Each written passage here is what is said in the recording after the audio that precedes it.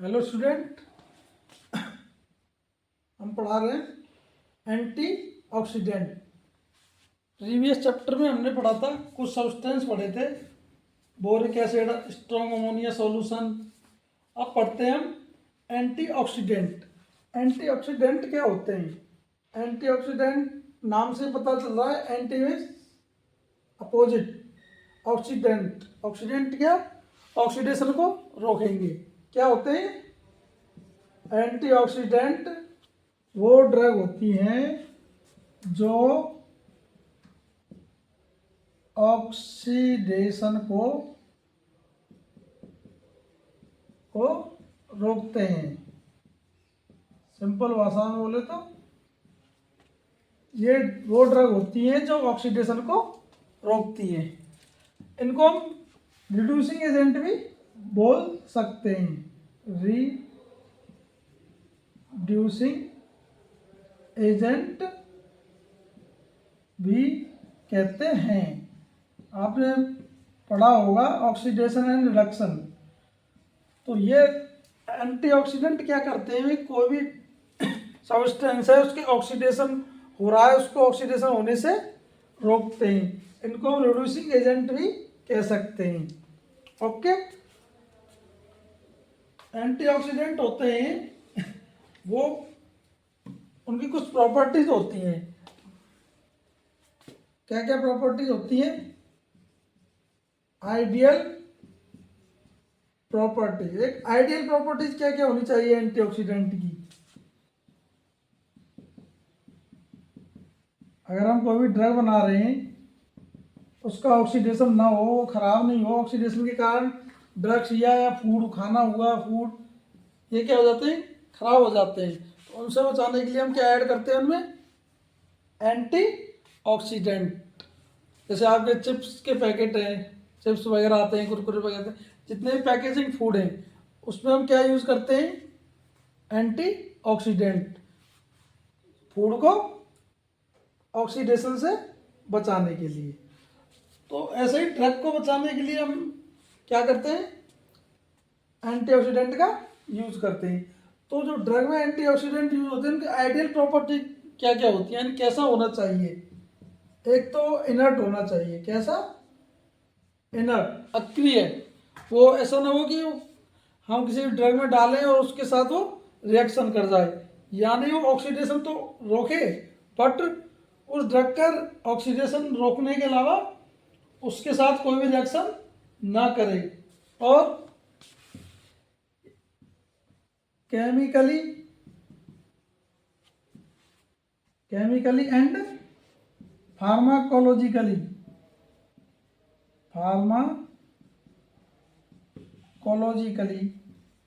कैसा होना चाहिए? इनर्ट। यानी कोई भी जैसे ड्रग बना रहे हैं, उसके हम ऑक्सीडेशन रोकने के लिए क्या मिलाएंगे? एंटीऑक्सीडेंट। तो कैसा होना चाहिए? Chemically inert. केमिकली इनर्ट का मतलब वो कोई भी केमिकल रिएक्शन नहीं करे ड्रग से। फार्माकोलॉजिकली इनर्ट होना चाहिए। फार्माकोलॉजिकल इनर्ट का मतलब ऐसा नहीं कि वो खुद का कोई एक्शन दे रहा हो बॉडी के अंदर, या कोई बॉडी के अंदर कोई टॉक्सिक इफेक्ट प्रोड्यूस कर रहा हो, या कोई अदर इफेक्ट दे रहा हो, तो वो नहीं होना चाहिए। दूसरा, ये टॉक्सिक नहीं होने चाहिए। कैसे? विषैले नहीं होने चाहिए। Should not toxic. सीधी सी बात है, जहरीले होंगे, विषैले होंगे तो हेल्थ के लिए अच्छे नहीं होंगे। तो एंटीऑक्सीडेंट कैसा होना चाहिए? टॉक्सिक नहीं होना चाहिए, और कम मात्रा में ज़्यादा इफेक्टिव होना चाहिए। ये क्या है? मोर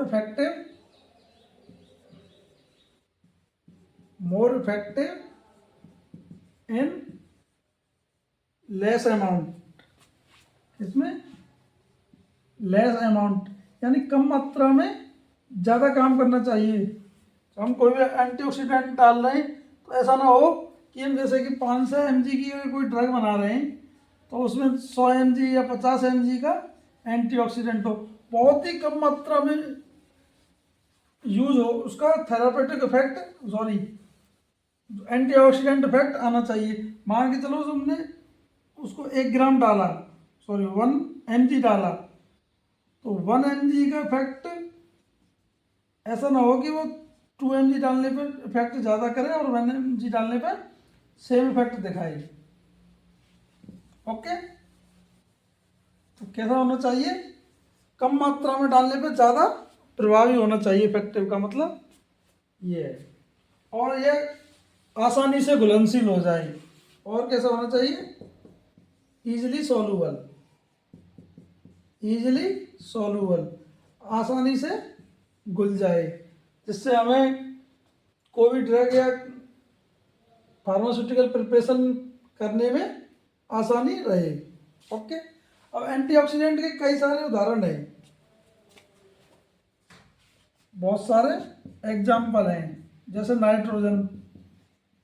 नाइट्रोजन जो गैस होती है वो एंटीऑक्सीडेंट के रूप में यूज करती है, मोस्टली फूड इंडस्ट्री में इसका यूज करते हैं हम। आपके चिप्स वगैरह, कुरकुरे वगैरह या खाने से संबंधित जो प्रोडक्ट बनते हैं उनमें नाइट्रोजन यूज की जाती है। एक है हाइपो फॉस्फोरस, सॉरी, एक है हाइपोफॉस्फोरस एसिड। कौन सा है, हाइपोफॉस्फोरस एसिड, हाइपोफॉस्फोरस एसिड। एक है सोडियम नाइट्राइट, क्या है, सोडियम नाइट्राइट। ऐसे इसके बहुत सारे एग्जाम्पल दिए हुए हमारे सिलेबस में और हमें उनके बारे में पढ़ना है। तो यहाँ मैं एक एग्जाम्पल ले लेता हूँ, क्या ले लेते हैं, नाइट्रोजन ले लेते हैं हम, क्या, नाइट्रोजन या सोडियम नाइट्राइट ले लेते हैं। नाइट्रोजन हुआ, हाइपोफॉस्फोरिक एसिड हुआ, सोडियम नाइट्राइट हुआ, सोडियम थायोसल्फेट हुआ। ये क्या किसके एग्जाम्पल है, एंटीऑक्सीडेंट के, यानी ये एंटीऑक्सीडेंट हम मोस्टली यूज करते हैं। ओके, तो इसके कुछ एग्जाम्पल है, इसमें से एक एग्जाम्पल मैं आपको बता रहा हूँ और रिमेनिंग एग्जाम्पल आपको मैं नोट्स में प्रोवाइड कर दूंगा उनके बारे में। तो इसमें हम पढ़ेंगे नाइट्रोजन का मॉलिक्यूलर फॉर्मूला, नाइट्रोजन का physical properties, use, chemical reaction, जैसे पहले पढ़ा था प्रीवियस क्लास में बोरिक एसिड वगैरह के बारे में। ऐसे ही पहला एग्जांपल आता है आपका एंटीऑक्सीडेंट का। एंटीऑक्सीडेंट क्या पढ़ रहे हैं हम, एंटीऑक्सीडेंट। तो इसका पहला एग्जांपल क्या है, नाइट्रोजन। इसके बारे में मोस्टली सभी लोग जानते हैं, नाइट्रोजन गैस होती है। तो मॉलिक्यूलर फॉर्मूला क्या है इसका, मॉलिक्यूलर फॉर्मूला है N2। अब आते हैं इसकी प्रिपरेशन। प्रिपरेशन इसकी कैसे करते हैं, तो या तो हम प्रिपरेशन,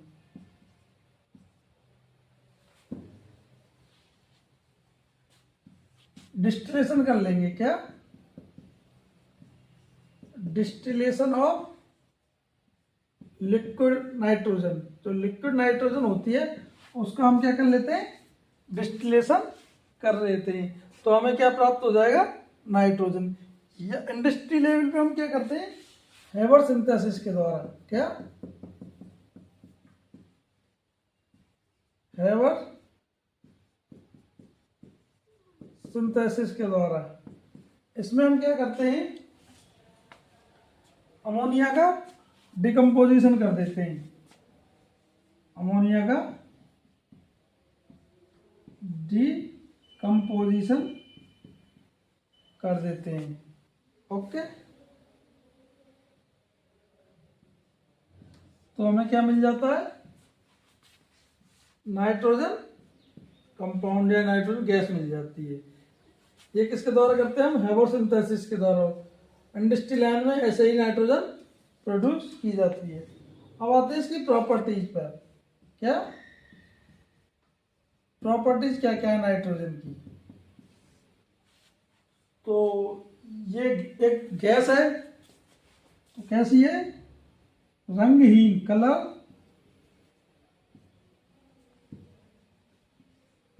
कलरलेस, गंधहीन, इसमें कोई गंध नहीं होती। तो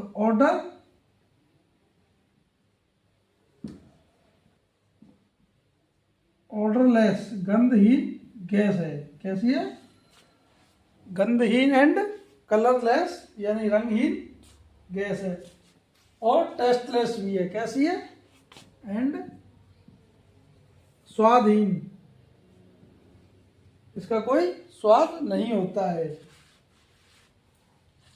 ये पानी में कम घुलनशील होती है, यानी लेस सॉल्यूबल इन वाटर, पानी में घुलनशील कम होती है लेकिन एल्कोहल में सॉल्यूबल होती है,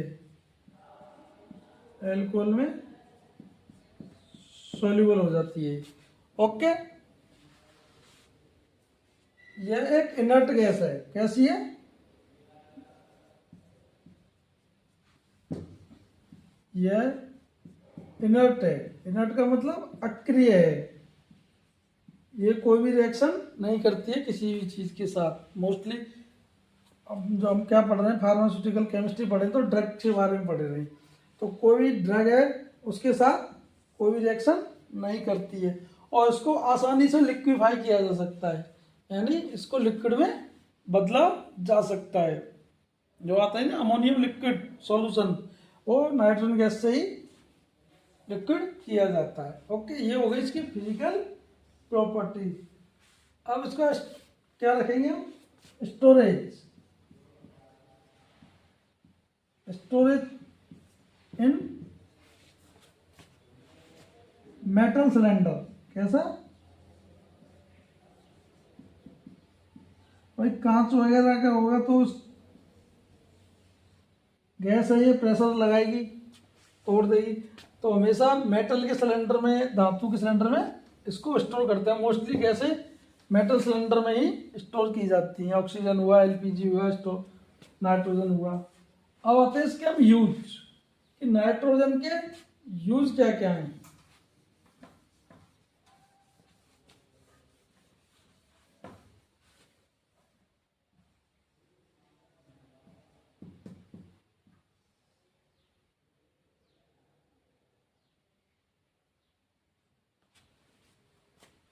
नाम से पता चल रहा है जब एंटीऑक्सीडेंट है एक, तो कैसा है?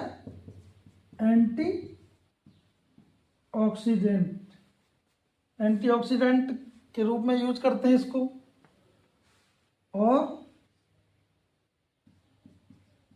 वो पैकेजिंग में, किसमें?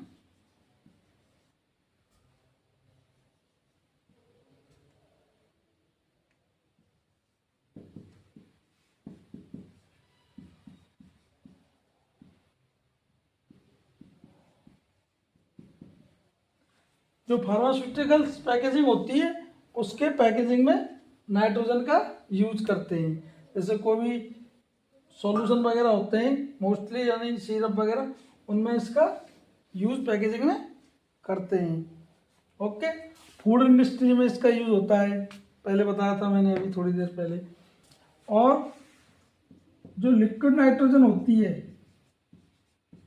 लिक्विड नाइट्रोजन, इसको किसमें यूज कर सकते हैं?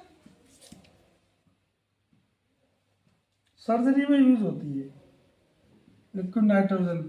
सर्जरी में क्या है, कोई भी ट्यूमर को हटाने के लिए, जो ट्यूमर हो जाते हैं कैंसरस या वैसे भी नॉर्मल ट्यूमर को रिमूव करने के लिए इसका यूज